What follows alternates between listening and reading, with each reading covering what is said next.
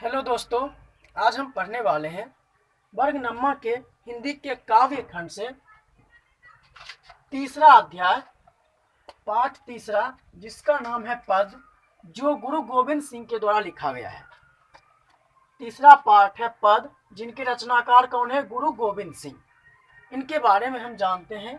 इनका जन्म सन 1666 ईस्वी में। इनका जन्म कब हुआ?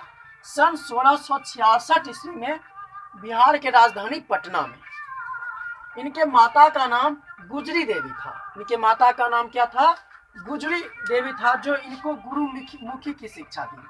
गुरुमुखी पूछा जाएगा, गुरु गोविंद सिंह ने गुरुमुखी की शिक्षा किनसे पाई है? तो अपने माता गुजरी देवी से। इनका मूल नाम क्या था? गोविंद सिंह। इनका मूल नाम क्या था? गोविंद राय। और इनका जो मृत्यु हुआ 1708 ईस्वी में। इनका मृत्यु कब हुआ? 1708 ईस्वी में।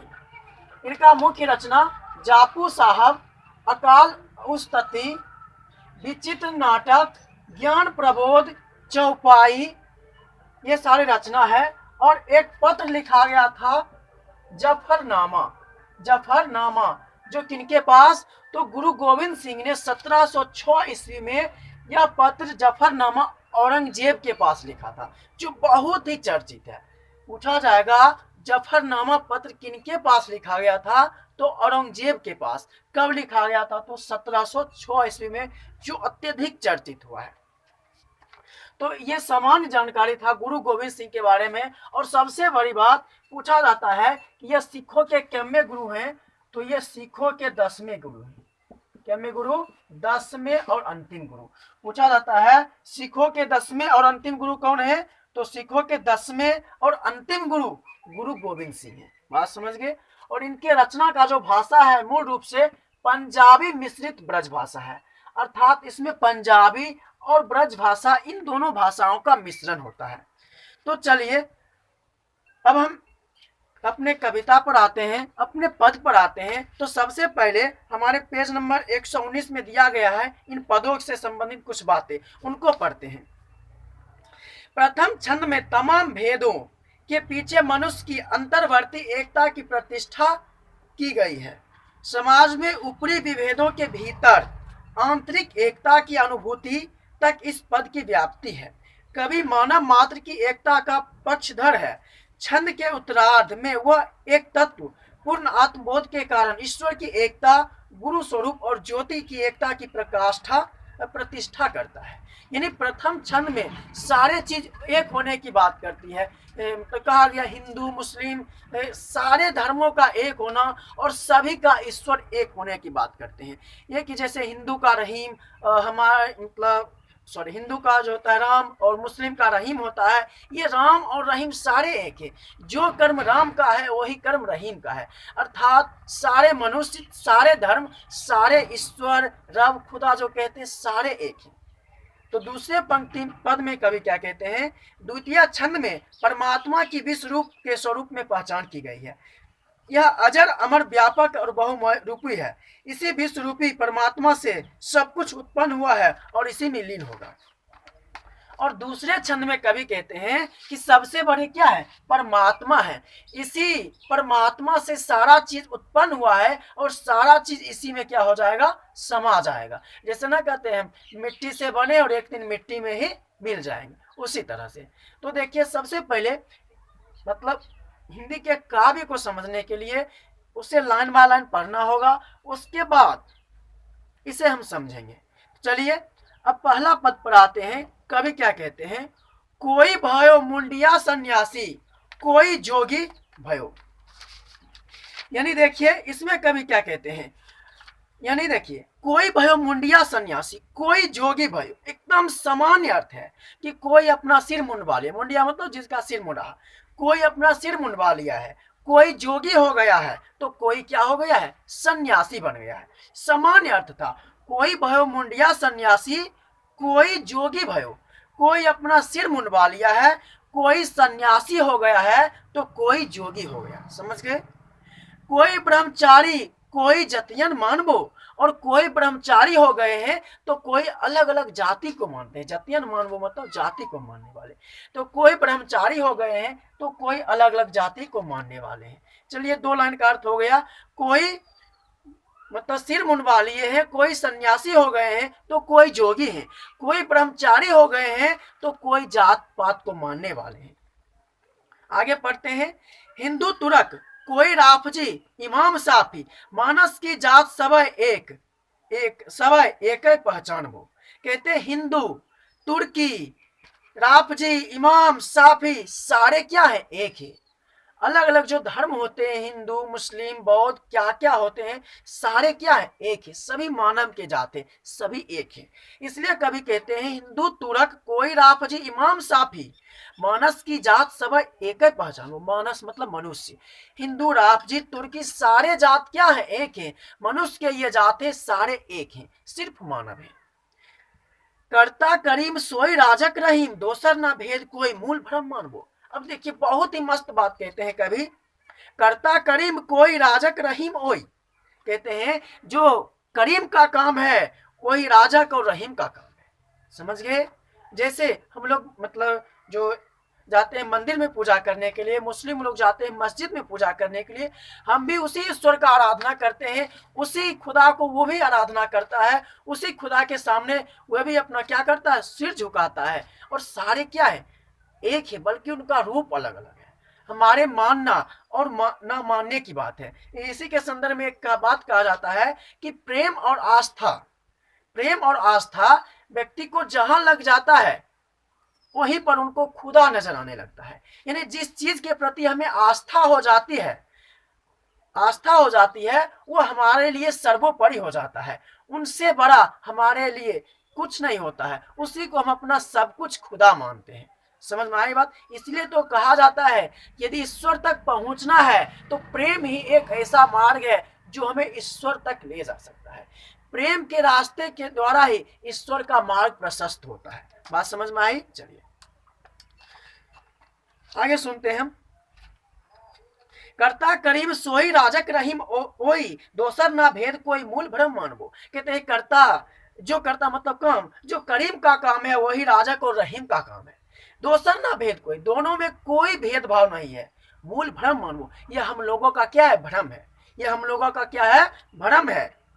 एक ही सेव सब ही को गुरु देव एक, एक ही सब स्वरूप सब एक ही ज्योत जानबो। बहुत इंपॉर्टेंट। एक ही सेव सभी के गुरुदेव, मतलब सारे लोगों का गुरुदेव क्या है? एक ही, बस ऊपर वाले हैं। समझ में आई बात? सभी लोगों का गुरुवर क्या है? एक ही है, एक ही स्वरूप सब एक ज्योत जानबो। और सभी एक ही ज्योति की भांति जलते हैं। सभी को एक ही सूरज और चांद रोशनी देने वाला है। ऐसा नहीं तो कि हिंदू के लिए अलग सूरज है और मुस्लिम के लिए अलग। बात समझ रहे हैं? तुर्की के लिए अलग है, बौद्ध धर्म के लिए अलग है, नहीं। तो कहते सभी धर्मों का, जातों का, सभी मानवों का गुरुवर क्या है? एक ही है। और सभी के यहाँ रोशनी करने वाला, सभी एक ही ज्योत में जलते हैं। सभी के यहाँ रोशनी करने वाला एक ही सूरज और एक ही चांद है। समझ गए? पहला पद का मतलब क्या था? कोई समस्या नहीं, फिर से हम दोहरा देते हैं। कोई भयो मुंडिया सन्यासी, कोई जोगी भयो, कोई ब्रह्मचारी, कोई जतियन मानबो, हिंदू तुरक कोई राफजी इमाम साफी, मानस की जात सब एक पहचान बो। कर्ता करीम सोई राजक रहीम ओई, दोसर ना भेद कोई मूल भ्रम मानबो। एक ही सेव सब ही की गुरुदेव एक, एक ही स्वरूप सब एक ही ज्योत जानबो। इसका मतलब समझ गए कि कोई मुंडिया सन्यासी हुए, कोई जोगी हुए, कोई ब्रह्मचारी हुई, कोई सन्यासी हुए, मतलब कोई अलग अलग जात पात को मानने वाले। और सुनिए, कोई तुर्की है, कोई हिंदू है, कोई मुस्लिम है, कोई राफजी है, परंतु सारे मानस का, सभी मनुष्यों का जात क्या है? एक है, सिर्फ वह मानव है। कर्ता करीम सोई राजक रहीम, जो काम कर्ता का है, सॉरी, जो काम रहीम का है, करीम का है, वही क्या है? राजक का है। बात समझ गए? दोसर ना भेद कोई मूल भ्रम मानबो, कोई इन दोनों में भेद नहीं है, बस हम लोगों का ये क्या है? भ्रम है। इस भ्रम को मिटाने के लिए एक आस्था होना चाहिए। एक आस्था के बिना हम तब, जब तक आस्था न रहेगा तब तक हम किसी को मतलब अपना नहीं सकते हैं, किसी के प्रति प्रेम न्यौछावर नहीं कर सकते हैं, क्योंकि इस आस्था के संदर्भ में महान वैज्ञानिक आइंस्टाइन भी एक शब्द कहा है कि यदि विज्ञान के प्रति हमें आस्था नहीं है तो इसका लाभ हमें कभी शुभकारी नहीं होता है। विज्ञान के लाभ को देखना है तो उनके प्रति आस्था होना चाहिए। ये नहीं कि हम जो पढ़ते हैं सिर्फ होता है, वास्तव में नहीं होता है, सिर्फ मानते कि हाँ होता होगा, ऐसा नहीं, सच में वो हो रहा है।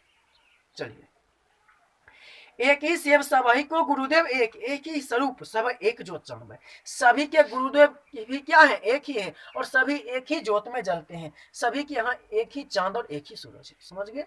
सभी एक ही ज्योत में जलते हैं। अगला नंबर, दूसरा पद पर जानते हैं। चलिए, जैसे एक आगते कनु का कोट आग उठे। कोट मतलब करोड़, कोट मतलब करोड़। कहते जैसे एक आग के तिनका से करोड़ों आग लग जाते हैं। देखते हैं एक छोटी सी माचिस की तीली बड़ा बड़ा आग लगा देता है। कहते हैं जैसे एक छोटी सी आग के तिनका से करोड़ों आग उत्पन्न होता है। न्यारे न्यारे हवय कई फेरी आग में मिलेंगी, और न्यारे न्यारे उजल कर सारे क्या होते हैं? आग में मिल जाते हैं। जैसे मान ले वो पहले अलग अलग वस्तु होते हैं, लेकिन जलने के बाद सारे क्या होते हैं? राख बन जाते हैं। सारे एक में ही समा जाते हैं। हम पहचान नहीं पाते हैं ये क्या है। बात समझ रहे हैं?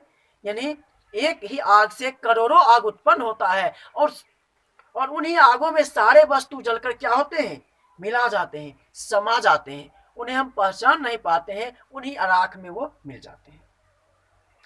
जैसे एक धूल धुरते अनेक धूल धुरते हैं। जैसे कहते हैं एक एक धूल मिश्रित होकर अनेक धूल मिल जाते हैं।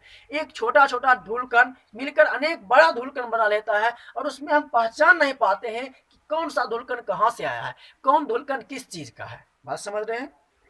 धरे धुरे का कनु का धूर ही समाएंगी, और सभी धूल क्या होते हैं? एक ही में समा जाते हैं। जैसे एक नदते तरंग कोट उपजते, पान के तरफ सब पान ही कहलाएंगे। कहते हैं जैसे एक नदते तरंग, जैसे तालाब में, नदी में क्या होते हैं? बीच में तरंग उठते हैं, और वो किनारे पर आकर क्या होते हैं? समाप्त हो जाते हैं। बीच में तरंग उठते हैं और किनारे पर आकर वो समाप्त हो जाते हैं। वो जो उनका विशालकारी दृश्य था, उनका अस्तित्व लीन हो गया। पान के तरंग सब पान ही कहलाएंगे, और जो पानी के तरंग होते हैं सारे के सारे पानी में ही मिल जाते हैं। बात समझ रहे हैं? पहले वो बताए थे कि सारे चीज जलकर राख बन जाते हैं, एक ही में समा जाते हैं। फिर वो कहते हैं सारे चीज धूल, छोटा छोटा धूल मिलकर मिश्रित हो जाते हैं, फिर उसी में समा जाते हैं। अब कहते हैं पानी के तरंग है, फिर उसी में समा गए। चलिए, तैसे मतलब उसी प्रकार विश्व स्वरूप तो अभूत भूत प्रकट हुए। उसी प्रकार कहते हैं जो भूत है वही अभूत है, और जो अभूत है वही भूत है। हाँ, समझ रहे हैं? जो पहले है वो वही अभी है, और जो अभी है वही पहले था। कुछ चीज बदला नहीं है।